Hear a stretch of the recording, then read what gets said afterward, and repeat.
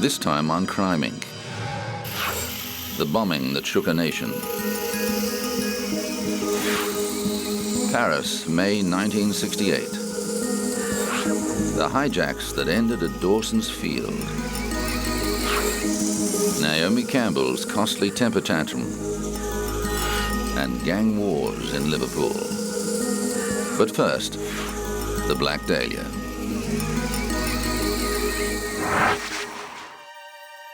In the 1940s, countless wannabe movie actors flocked to Hollywood, the dream factory with stars in their eyes. But for most, the grim reality was an existence eked out in the seedy streets of Los Angeles, a place where crime and vice flourished, and certain girls were known to do anything to get ahead in their careers. A tough new world of post-war America gave rise to a new genre of movies, film noir. People flocked to the theater to get vicarious thrills from the murders being played out on the big screen. And sometimes, that violence spilled off the screen and into the street. This was the case with the gruesome murder of Elizabeth Short. The tale was so bizarre that it was given its own title, The Black Dahlia. The 22-year-old aspiring actress was discovered in a vacant lot near Hollywood. Her new body had been cut in half, drained of blood, and was bruised and battered. Rope marks on her arms indicated she'd been tied up. A savage knife wound that carved from the corner of her mouth to her ears disfigured her face. From the beginning, the public was morbidly fascinated by the murder. Who was this woman? Why had she been treated so brutally? With help from a local newspaper, police sent her fingerprints via a sound photo machine and discovered she was on their records as a former mailroom employee at a Californian Army base.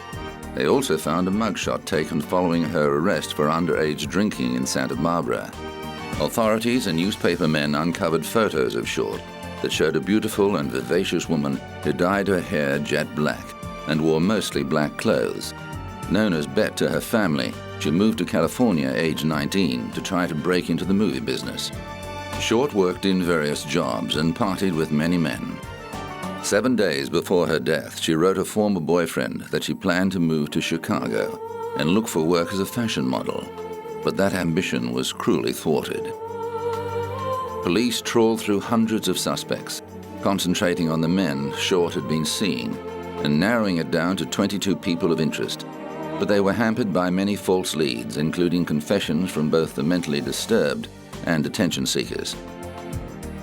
The case continues to inspire movie makers. The latest version of the story came to the screen in 2007 at the hands of veteran director Brian De Palma. The fictionalized account starred Josh Hartnett, Aaron Eckhart, and Scarlett Johansson. De Palma said the modern film noir fleshed out the tragic story using a mix of real and imagined elements. Well, you have to keep the kind of interlocking storylines, and they are very complex because one thing reveals something about something else, and you have to find images that hook into the audience's mind, like Gwyn Payne, in which I found that old silent movie where you saw the Hugo story brought to the screen. So you have that image of that leering face that's going to pay off later in the way that the dahlia is cut across the mouth. But it's sort of planting all these sort of subconscious images into the audience's mind, and then as Josh puts the puzzle together, you begin to see how they all work to solve the mystery. But in real life, Elizabeth Short's sad demise remains unsolved, a true Hollywood mystery.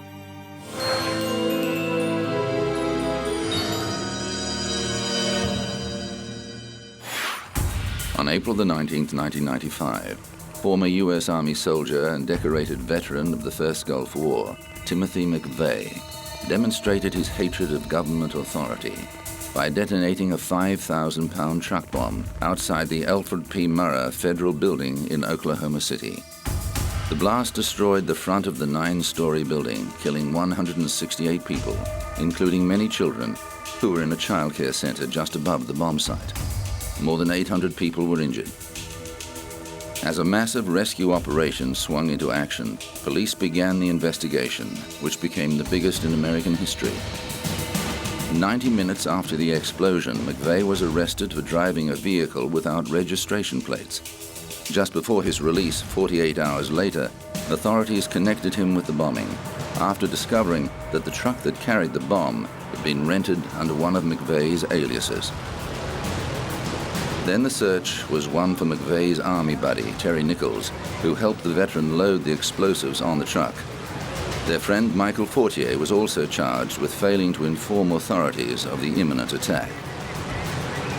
After an extensive trial, McVeigh was convicted on 11 counts of murder and conspiracy. He was sentenced to death and executed in 2001.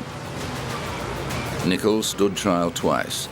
He was first found guilty of conspiring to build a weapon of mass destruction and 8 counts of involuntary manslaughter of federal officers and sentenced to life imprisonment.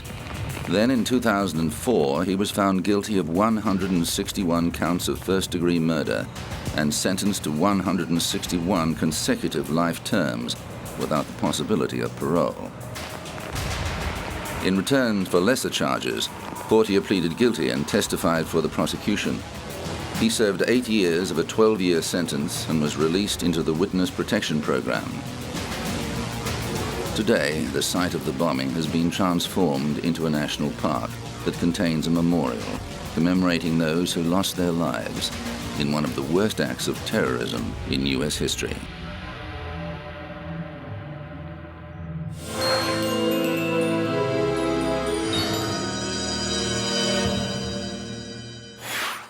Legendary French statesman Charles de Gaulle was renowned for his wartime heroics and strong leadership as President of France in a time of great turmoil and change. But as the 1960s wore on, his heavy-handed style did not sit comfortably with thousands of radicalized students and intellectuals who were chafing at the restrictions and prejudices of the previous generation.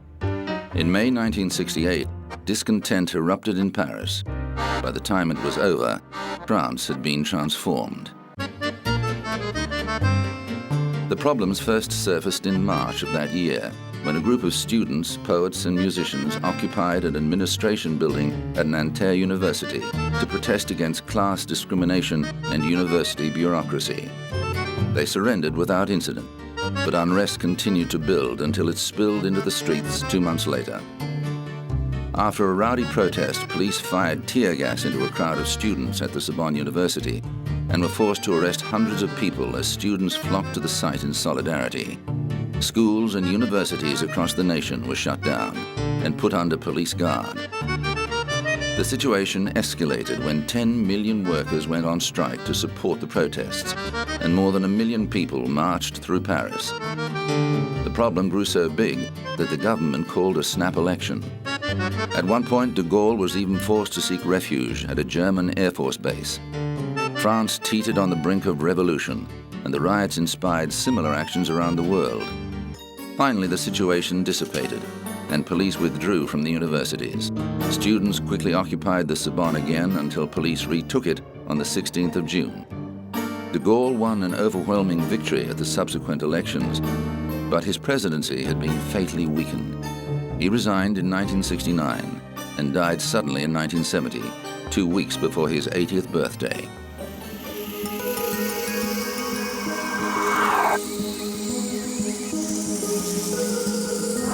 Coming up, the hijack that ended at Dawson's Field.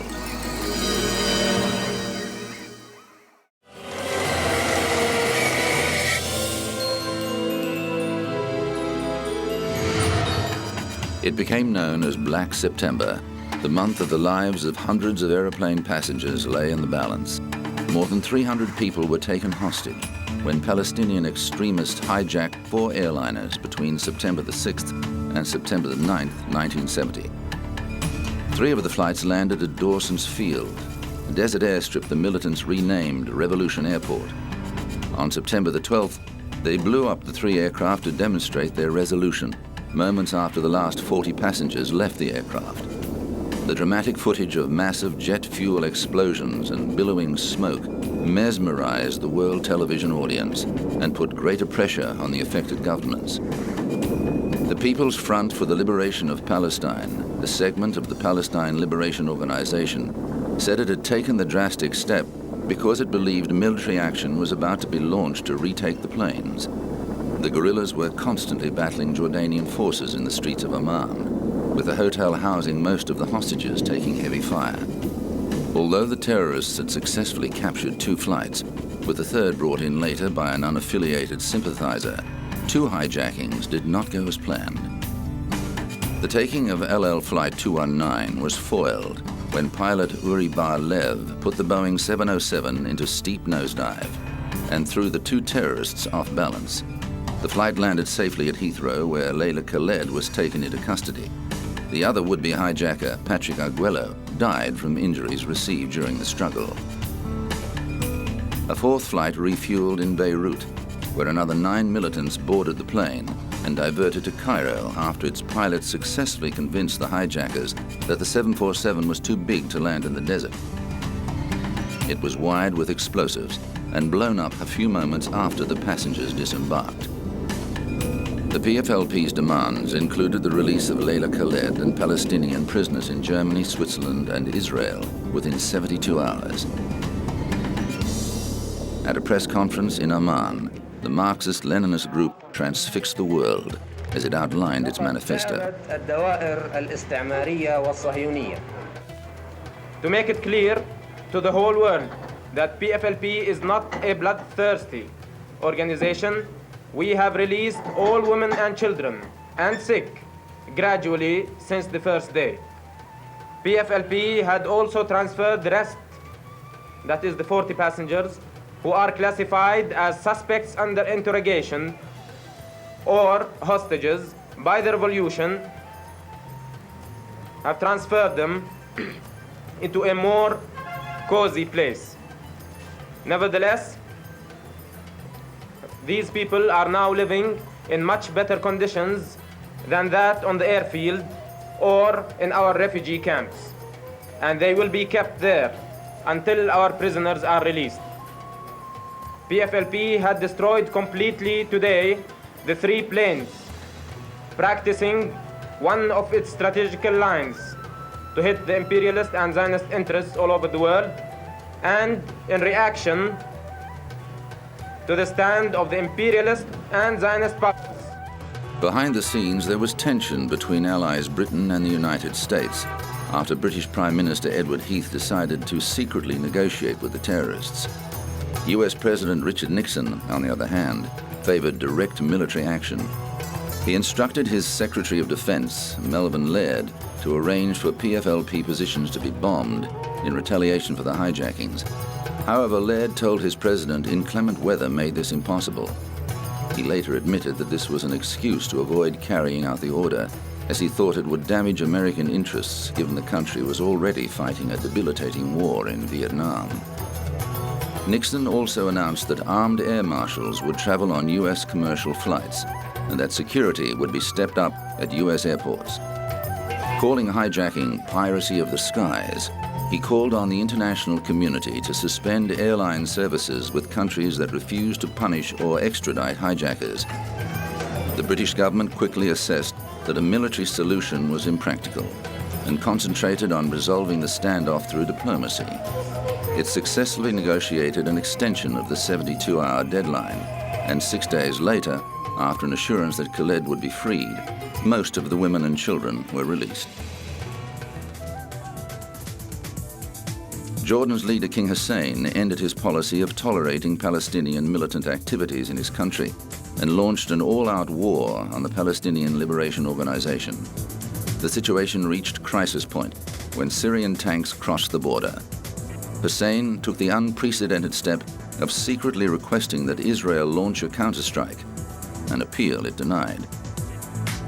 Within a year, the PLO had been driven from Jordan and set up headquarters in Lebanon, an act that was to have bloody consequences for that country.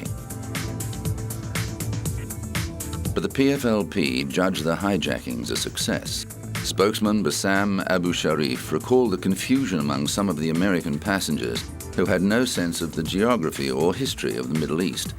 One man thought they'd landed in Africa. No, Abu Sharif told him, you are in Jordan, and we are Palestinian guerrillas. The man had never heard of Palestine. By the time the situation was resolved, many more Americans knew about the Palestinians' grievances. The events of Black September were the prelude to a more violent chapter in the struggle for the Palestinian cause. The 1970s saw several more hijacks and some deadly actions, including the massacre of Israeli athletes at the 1972 Munich Olympics and the murder of 27 people in the lobby of Israel's Lod Airport. Layla Khaled now lives in Jordan with her husband and sons and has renounced her support of hijacking as a valid means of protest. However, she says she stands by her actions in 1970 and believes the hijackings brought the Palestinian cause to world attention and demonstrated that governments could be held to ransom when the lives of their citizens were under threat. After the Dawson's Field hijackings, air travel was never the same again.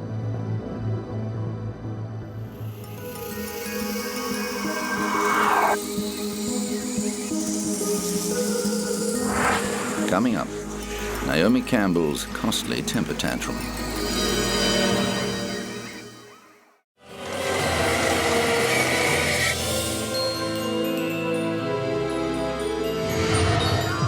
World-famous supermodel Naomi Campbell attracts attention wherever she goes.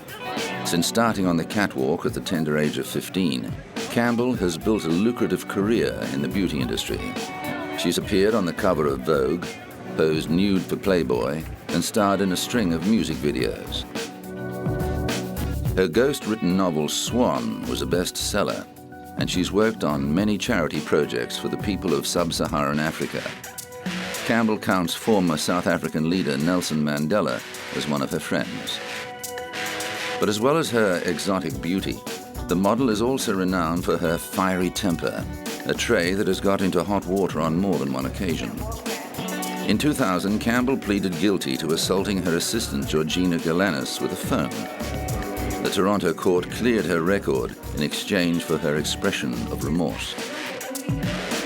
Just 6 years later, Campbell was back in court, this time accused of attacking her housekeeper, Anna Scavolino, with a jewel-encrusted mobile phone after becoming enraged over a missing pair of jeans. The housekeeper was treated for a head injury following the incident. Campbell did not appear at the initial hearing, and a bench warrant was issued for her arrest. But after her lawyer explained why she couldn't attend, Manhattan Criminal Court Judge Evelyn Laporte took back the warrant. The case was adjourned to November 15, 2006. The defense and prosecution were unsuccessful in cutting a deal, so the supermodel was forced to front court on the agreed date, clad demurely in a stylish, figure-hugging black dress. Her lawyer said Campbell hoped to reach an agreement that would only require community service. The model faced up to 7 years in prison and deportation back to Britain if convicted on an assault charge. The defense attorney also said he didn't want Campbell in a situation like 80s musical icon Boy George, who was followed by reporters when he did community service for the sanitation department after pleading guilty to falsely reporting a burglary. He said Campbell was fully aware of the gravity of the situation. Naomi is taking it seriously, but I don't think that's any big whoop, because no one who's gone through the system, who's been arrested and fingerprinted and photographed and brought in front of a judge and bail was set, no one under those circumstances takes these things cavalierly. It's a very, very serious situation. Campbell was also hit with a lawsuit from another former employee who said the British model viciously assaulted her while calling her a dumb Romanian. The lawsuit by Gabby Gibson called Campbell a violent super bigot. Gibson said the model hit her, called her names, and threatened to charge her with theft after being unable to find a pair of jeans designed by Stella McCartney. The maid worked for Campbell from November 2005 to January 2006. In 2007, a judge denied a legal attempt by the model's lawyers to bar her ex-maid from raising prior examples of her allegedly chronic abusive and repeatedly violent conduct towards her employees. The case has yet to be resolved. Campbell's lawyer said the allegations against his client did not fit the pattern of the supermodel's history of altruism, which has seen her involved in a number of worthy causes. But she's also constantly contributing to the public at large, whether it be cancer research or whether or not it be AIDS research or whether or not it be for for providing for underprivileged children, like the Nelson Mandela Children's Fund. All over the world, she has done a magnificent job to circumvent all of that and suggest that she's a discriminating individual or a hateful individual is just absurd. It just doesn't fit within the fabric. On the matter of the telephone assault, Campbell's defense team struck a deal with the prosecution that saw the supermodel pleading guilty to reckless assault in exchange for 5 days of community service. Campbell served her sentence at a New York City Sanitation Department garage, where she swept and mopped offices and bathrooms between the hours of 8 a.m. and 4 p.m. Campbell was also ordered to pay her maid's medical expenses and to attend a 2-day anger management program. But just a year later, Campbell was banned from flying on British Airways after an incident at Heathrow's Terminal 5. The 37-year-old model was arrested on suspicion of assaulting a police officer and later released on bail after being removed from a flight to Los Angeles.